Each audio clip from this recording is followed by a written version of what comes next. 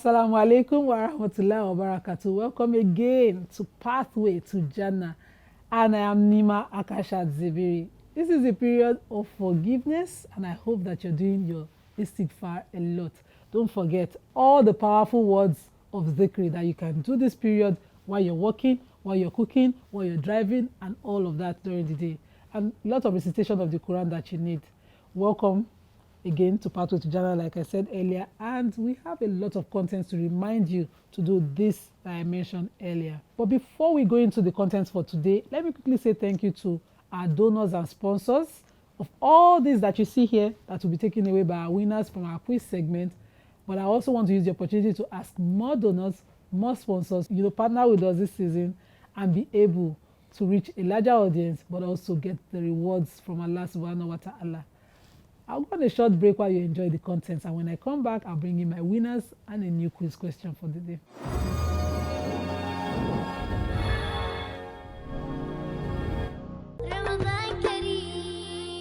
Bismillahirrahmanirrahim.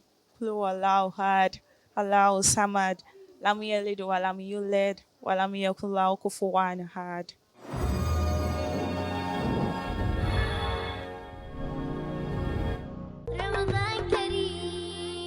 There's something that is trending recently that I love.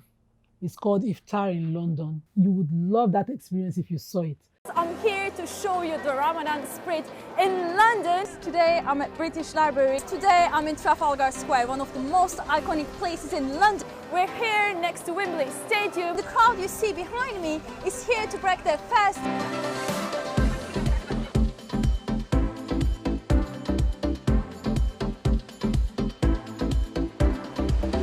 We come from Paris. We're here to share iftar. We don't have this in France, so to us it's a great moment. So my first iftar experience here was amazing. I was able to kind of be with different types of cultures. I'm normally a Christian.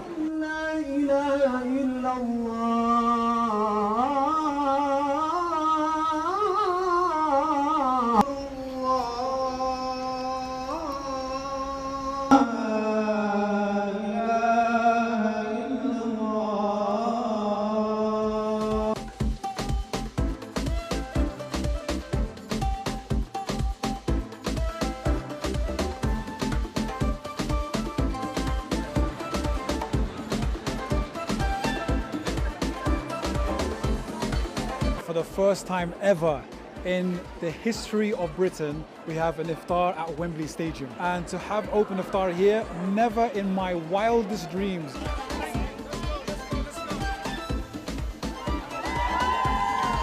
There are some people who whip up hate, trying to find differences between us. One of the wonderful things about the Ramadan Tent Project is it helps bust those myths about the faith of Islam.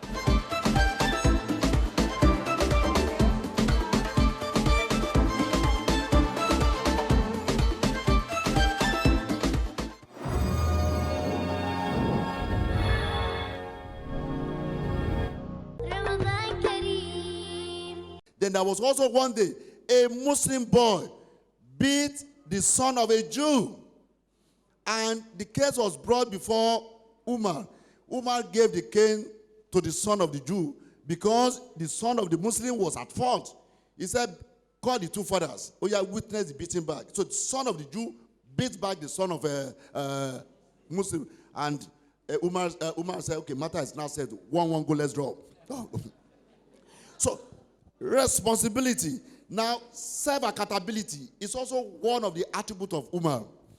Umar said, hold yourself accountable today and evaluate yourselves before you are evaluated. Because your reckoning tomorrow will be easier if you have done the reckoning today yourself. Self-accountability. And we had many documented cases, both Abu Bakr and Umar. They will sit down and they will be crying. And one day somebody asked him, why are you crying? He said, look at the bird perching on the tree. This bird will not give account on the day of judgment. But here, see me. On the day of judgment, I will give account for everything that happened in these old vast empires. How unfortunate is me that I've taken this responsibility that will require me to give account on the day of judgment. Whereas this boy that is just enjoying himself, Allah has provided food for it, Allah has provided everything for it, he's not going to give account, but here I am, I will give accountability. So let us also begin to recognize that self-accountability is one of the things that we need to keep in mind. Now let us talk about influence. Okay, and this case is particularly interesting. When the prophet died, sallallahu alaihi wasallam, and this is to let you know how important leadership is. You will expect that all the companions, they were all knowledgeable. They saw the prophet. You would think the process of picking a successor would be easier. No, they fought for who the successor will be. Indeed, it's not something I like to say with. The corpse of the prophet was on the ground. The Ansars, the Muhajirun, the Banu Isham, all of Hashim, they were all laying claim to who's going to succeed the prophet. So when people talk today and say, no leadership, you have to run away from it. No. Run away from it and let one kangaroo person to take over. Even when the corpse of the prophet was on the ground. And guys, we have to settle this matter. And then the people came from Mecca and said, we made more sacrifice than you guys, man. We came from Mecca.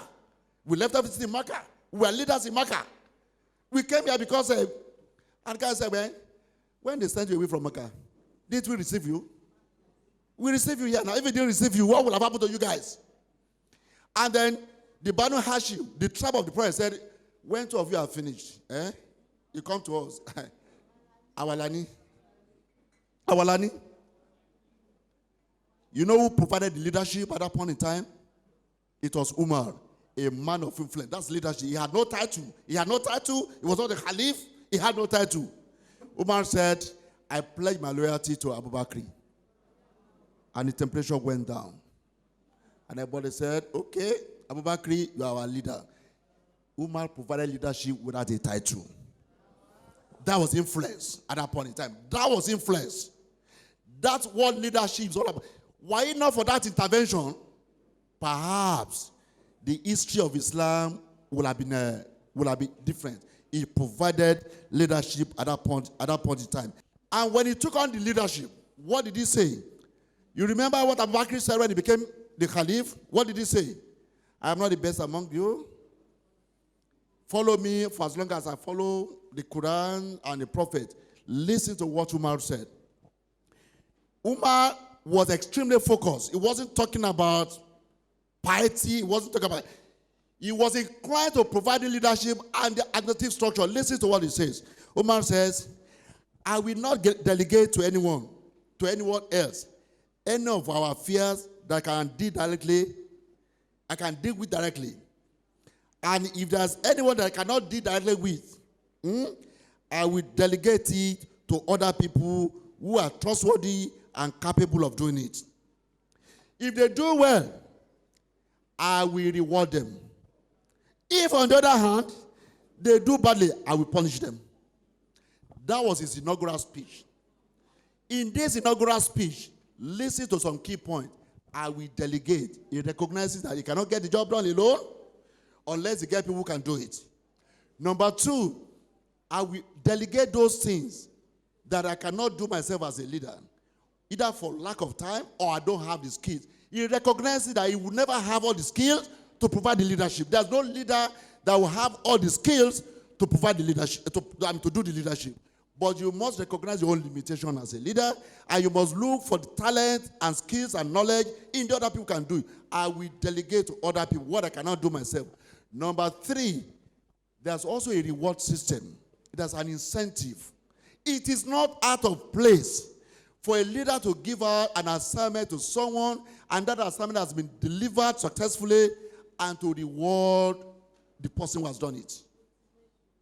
Including even a compliment, a simple compliment to say, Sister Lagbaja, that conference was one of our best conferences. Without you, that conference could have been different, and you say so publicly, genuinely, and sincerely. If, on the other hand, somebody does badly, you must also find a way of rebuking with love to say what you have done is not right. When next, learn the following lesson from them. Umar delivered that very powerful, very inspiring message. Umar was also very humble. Remember the case when Umar made a pronouncement that today I'm going to fix the amount of dowry payable on a woman, and the woman said, hey, bros, was that coming from Allah or was it from the prophet?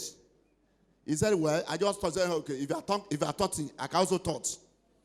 It is not within your purview to determine the amount of dowry payable.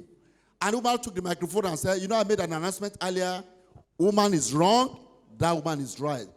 Compare and contrast with leadership. And I'm not talking about leadership at national level alone. Even leadership within the Muslim organization. I am their mirror. I have said so, and that is it. Even when there's superior argument, you also remember that even the call to Adhan when the prophet was alive, was the Adhan of Umar. The prophet had a different thought about what to do to call people to Salat. It was Umar who coined the Adhan. Remember as well, part of the process of leadership is also for a leader to be vulnerable once in a while. Let me say this again. Whenever we have leaders, we think they should not have any sense of being vulnerable. A leader must be vulnerable once in a while. In fact, you must deliberately be vulnerable once in a while. Deliberately so, to let your people know that you need help and that you are also a human being. You are also a human being. So a leader must also be vulnerable. And there's a lot of management book, leadership book on vulnerability as a strength. Okay? But we will not allow that to detain us. Just know that Umar also recognized that, okay, today I am wrong, this woman is right. Umar was also about to give khutbah one day, and somebody looked at him and said, the dress you are wearing, we share these same dresses together. Why is your own longer than our own? Khutbah that when you are not even allowed to talk. He said, you cannot continue with this khutbah. I can see this dress. This dress is longer than the rest of us. And Umar paused the khutbah and said, Abdullah, come out. I am a man of generous proportion. The dress we share equally will not have been sufficient for me. Abdullah, my son, gave me his own. And that's why when I combine it, my own seems to be longer than your. And the man said, now you can continue the khutbah. Now we say Allah khutbah. What does that mean? It means there are also followers who are holding the leadership accountable. It also means that there are followers who will not go to Umar and say, Your Excellency, I noticed that your dress was longer. They will have diluted the message. Now, we must also recognize that a leader must also be humble to take corrections.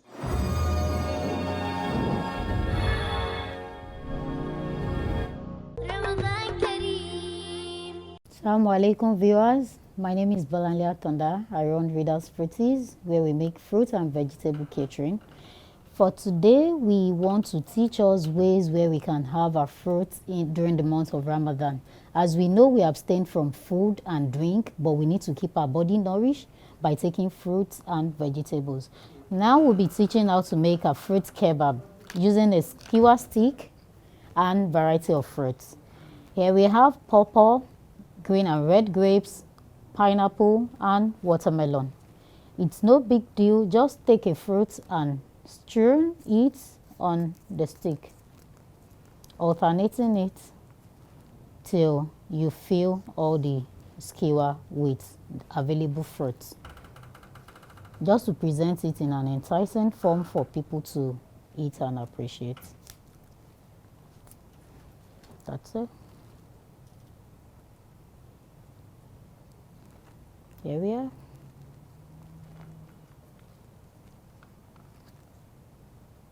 This is how a fruit kebab looks like.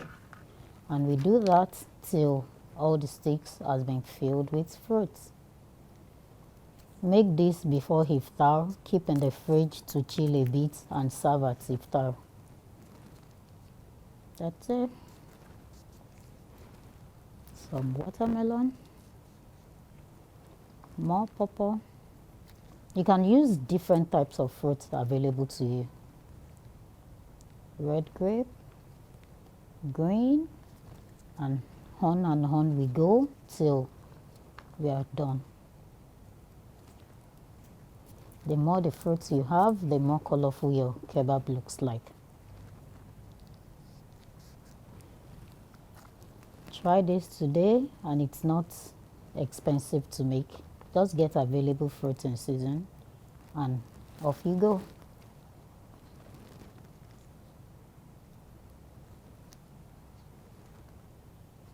Here we are. Fruit kebab, serve in a tray and watch people enjoy it.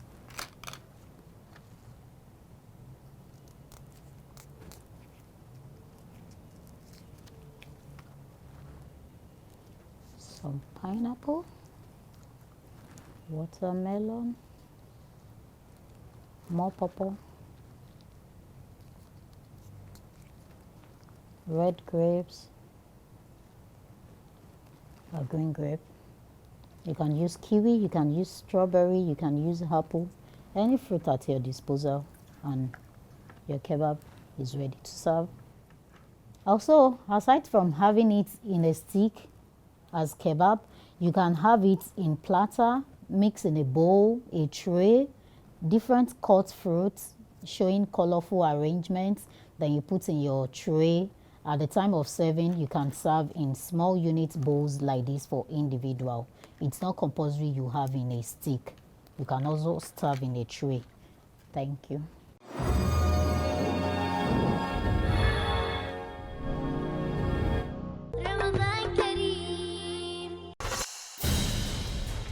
Assalamu alaikum wa rahmatullahi wa barakatuh. My name is Sophia Salahuddin Sofitowan. Welcome to the spoken word segment, and the title of today's spoken word is peer pressure. Time upon time see crime, do nothing but fill the mind, then tell yourself you're just doing fine. Never did you know that is the foundation of destruction. A situation where you mold yourself to fit the taste of others. You worship their stipulation and let them push you without you understanding why. And you say you're just doing fine. Pressure from your peers pulls you away in a blind leap. It makes you hide your true reflection behind the powder of a reading mask. And by choice, you chose to stumble and fall. What about your thoughts? Have you left them behind? My dear, if you're overweight, they'll say you eat too much. If you lose weight, they'll say you look sick. If you dress nice, they'll say you show off. If you dress simple, they'll say you're poor. Sadly, no matter what you do, people would always find a reason to pressure you to be part of your mindset you're refusing to be. You just have to be focused and stay positive. Thank you.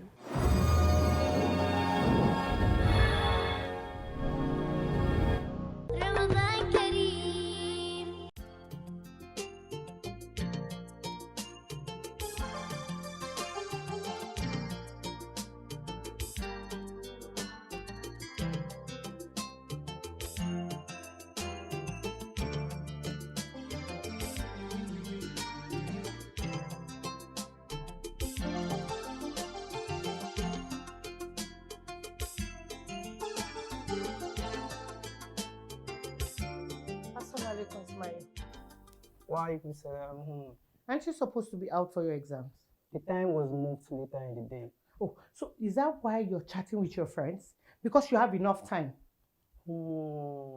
Anytime I'm with the phone, it doesn't mean I'm chatting or playing on social media. I'm just doing the last research on the question I suspect will come out. Last minute research? And how do you want to retain whatever you read now? Examination is more of a residual knowledge. You're right, Umo. But there are some last minute reading research that tends to be refreshed and be recalled.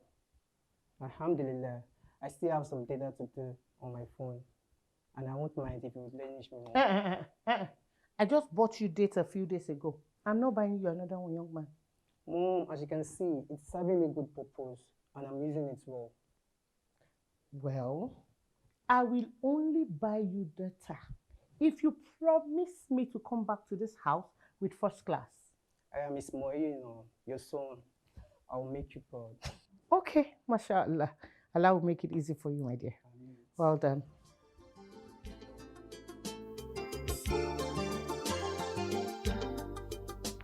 Mom, I'm set to leave now. Okay, darling. All the best. Assalamu alaikum. Wa alaikum salam. If I buy this bully, now trekking be my portion. Wait, it be like say it happen for there.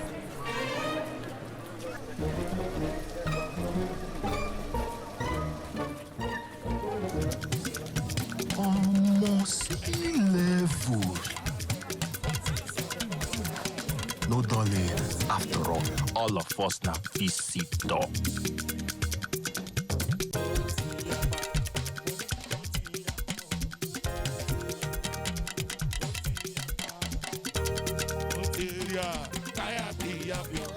Oh boy, now me the one place with 7 times a woof. Bros don't get 5 times a woof. And this I don't collect 6 times a woof. This one now, woof everywhere you go. Whether you be new or old MTN customer, turn up a woof with the boss spray everywhere you go. Bobby, make una show.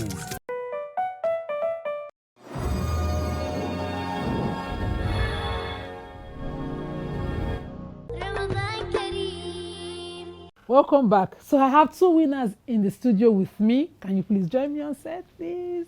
I have beautiful sisters with me today, and they are going to be, they'll be wild. Stay here, and be wild. So quickly, thank you for partaking in our questions. I hope that the journey here was fine, and I hope that you're enjoying your fast. Good. I can see that because you got the questions right. So welcome. Let me now surprise you with all that we have. We are rewarding you. We're also praying that Allah rewards you too. So I'll be giving you 2 bottles of power oil each. Thank you, Power Oil, for partnering with us. Okay, I've seen it. Hold it first. Let me get it back. So 2 of you are going on with 2 each. That's not all. That's just a,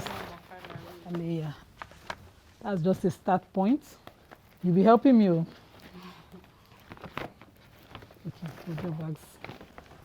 So, from Kellogg's cornflakes, 3 rolls each. I hope you have children. Yes, I do. They will love you this season. Mommy, thank you. Mommy, thank you. They will not know that the knowledge of Islam is how you got rich.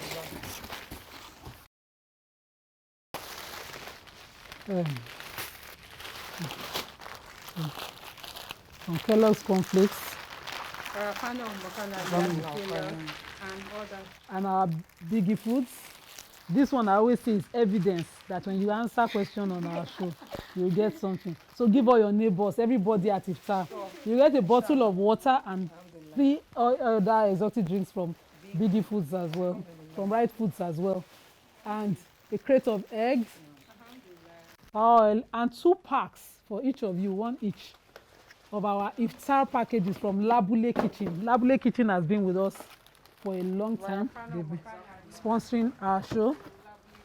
Yes, from Labule Kitchen. Also, there's a segment where you partake. This one, we want to make it interesting and wow our viewers. So we brought a twist to it. Okay. Pick a question or a name. I see your hands are full. That's how it feels when you come here. You like to make your hands full. Yes, open and give to me to read. Thank you. Yes. So you win an Islamic calligraphy. Which one will I give you? Let me be thinking about it. Let me see what you want. Bites clock. So you won one of these from Right Food, of course. It's a beautiful clock. And something that will remind you. And I'll be giving you, let me give you Sallallahu Alaihi Wasallam, one of these. And I can imagine this in your parlor. Yes, so I'm already picturing where it will be. Courtesy Softal Quranic Company. They've sponsored us, donated to us as well. Wow. Thank you so much. Jazakumullah khairan. May Allah bless all the donors and the crew behind this. Thank you. I did not remember to mention that from Ibeji Foundation, you get 5 loaves of bread. Yes. Jazakallah khairan. Each of you get 5 loaves of bread each. Thank you to all our sponsors. Amen. Amen. Thank you so much. Thank you, Thank you very much for coming.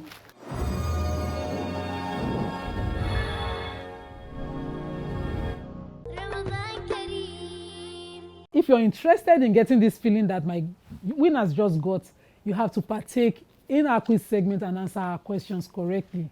Before we move to the question for today, I quickly want to say thank you to other sponsors and partners that we have. Labule Kitchen, thank you for the food pack, iftar pack, as well as the grand prize which will be won at the end of the season. Ibeji Foundation, Right Foods, Kellogg Cornflakes, Alaja Shokpeyin, and Brian Clarion Couture for donating some of these beautiful pieces that you see in our set today. We're also calling on other sponsors and partners to join us this only month to get rewarded. May Allah reward all of us and accept our acts of ibadah. The question for today's quiz is, in which year after Hijrah was the Qibla direction, that's the direction where Muslims face for prayer, changed from Jerusalem to the Kaaba in Mecca? May Allah reward all of you for partaking in the quiz segment, and we'll get also to reward you on set with all the beautiful gifts that you see around me. Thank you for watching today's episode. It will be another beautiful episode again tomorrow, and inshallah I'll be with you again. Assalamu alaikum wa rahmatullah wa barakatuh.